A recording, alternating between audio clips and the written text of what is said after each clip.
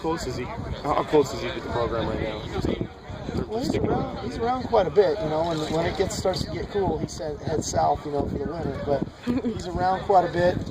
Comes to every bowl game when we get there too, and we always go see him when we're down there in the spring for the dog days in the desert and spend some time together. So obviously he's an inspiration for myself, but to our entire program. Is it weird that he'll make a speech during the Boise State or before the Boise State game to the team too? I don't think so. That was the one. That was the one he's going to give. Was today the first time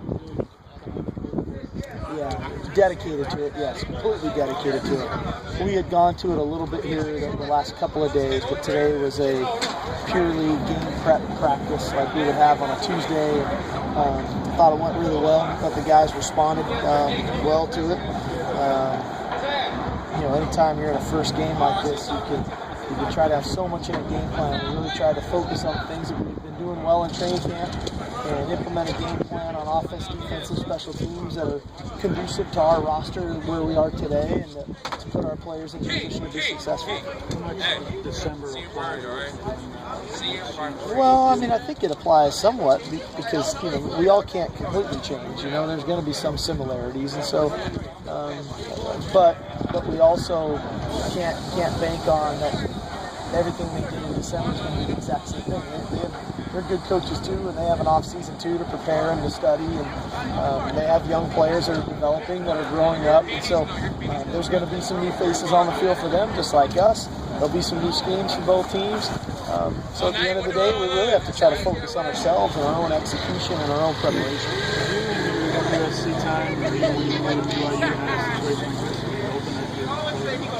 No, not like this. I think the closest thing was the Nebraska kind of trilogy that we had. We played them in September, played them in December, and then came back and played them. I think it was the second game of the year that next year. I think I'm not sure, maybe the third game, but so I think that was the closest thing that we've had. We have this much familiarity with the opponent.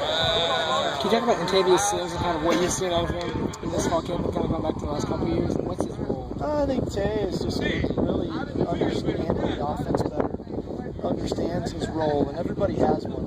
There's guys that are the frontline guys, and there are the guys that are the role players that can back up every spot on the field, and that's basically what Tay can do. He can line up at any spot at receiver for us. He's really worked his way onto the depth chart on special teams, and I think it's good for him. This hasn't been an easy process for Antavius since he got here, whether it was on the field or off the field. But to his credit, he's persevered. He's on track to graduate. He's going to contribute for us this fall.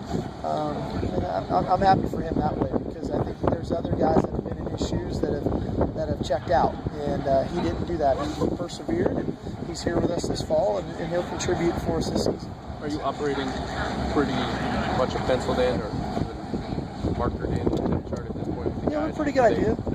Yeah, we have a pretty good idea. Obviously, the young players especially, they continue to grow by the day, and so exactly where we're at with them and what their role will be a week and a half from today remains to be seen as they continue to get better and better.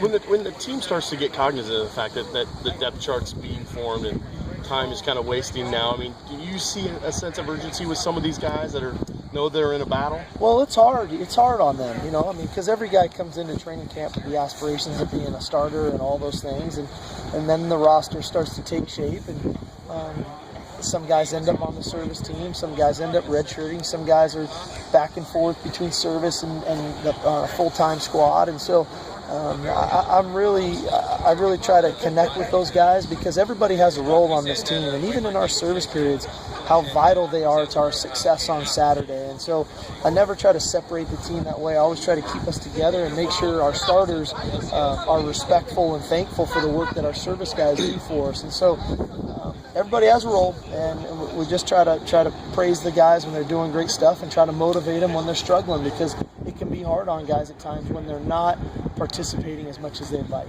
Are there certain